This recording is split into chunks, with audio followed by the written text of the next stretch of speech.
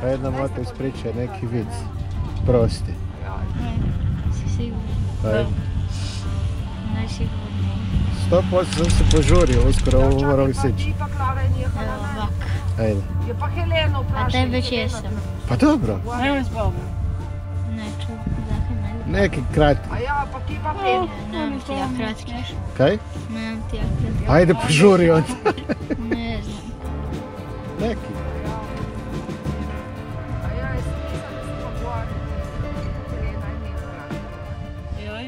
Ajde, evo ide.